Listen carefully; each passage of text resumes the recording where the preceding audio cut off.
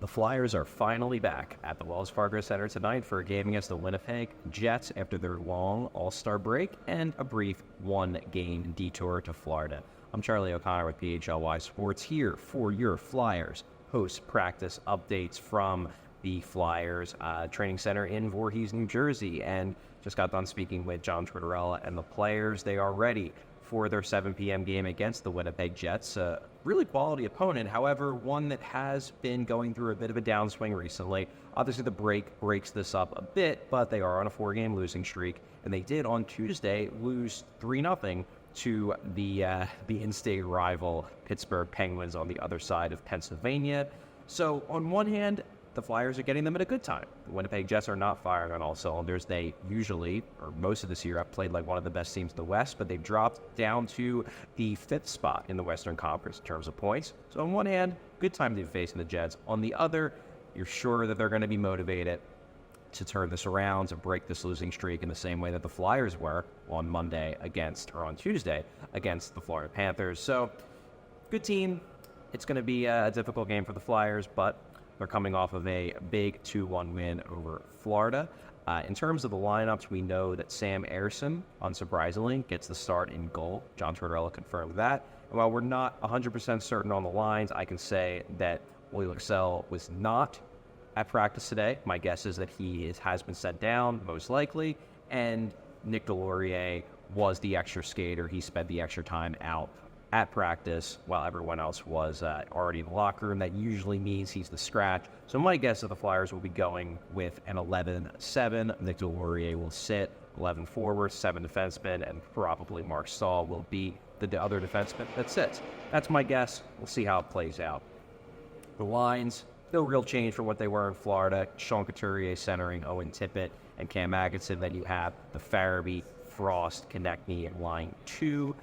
Noah Cates, Ryan Poehling, Tyson Forrester as your line 3, and then the Garnet Hathaway, Scott Laughton duo as your sort of 4th line, with it only being 11 forwards. And speaking of Scott Laughton, there has been some speculation, some rumors ahead of the March 8th trade deadline that Scott Laughton could be in the mix for a potential trade. The rumor is that the Flyers will require a first-round pick for you to potentially add Scott Laughton.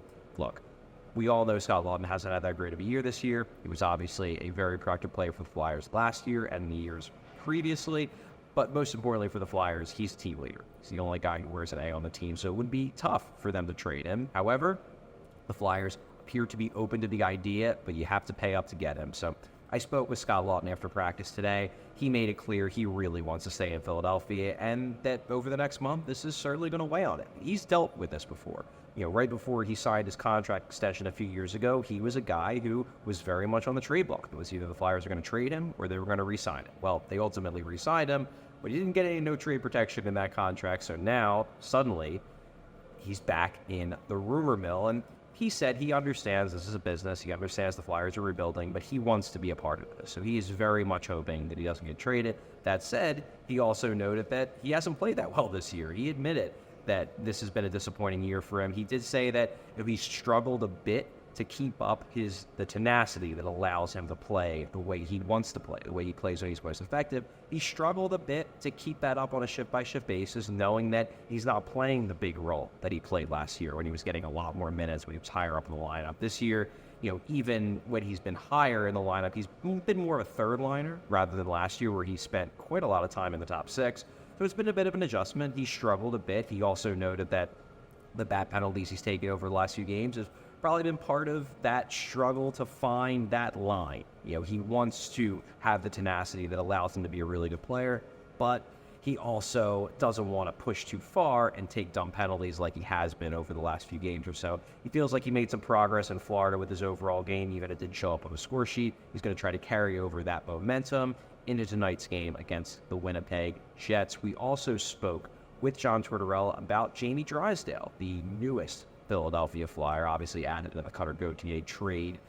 Drysdale, Tortorella called a work in progress. He said they know they have to do a lot of work with him. He's already has Bradshaw working with him on a daily basis to try to fix the issues in his game that basically made him a tradable asset for the Anaheim Ducks. They wouldn't have traded away Jamie Drysdale if they thought he was a right now #1 defenseman, but the Flyers think they can get him there. So now it just comes down to doing the remedial work on the little details of his game to hopefully get him to that point. Might not happen tomorrow, might not even happen by the end of the season, but they think over time they can turn Jamie Drysdale into a legitimate every night impact defenseman. On the other side of it, Drysdale already has been very much integrated and accepted into the team culture.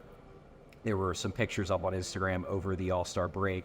Jamie Drysdale went on a trip with a lot of his new teammates. Here were Morgan Frost, Cam York, Joel Farabee, Ryan Poehling, Owen Tippett was there, Igor Zamula was there. So he was on a big trip with a lot of the younger guys. I asked Jamie Drysdale about that trip, about how he was able to kind of jump on that trip so quickly after being traded to the Flyers. And he said he was not planning to go on a trip. He was planning to go home, go to his family.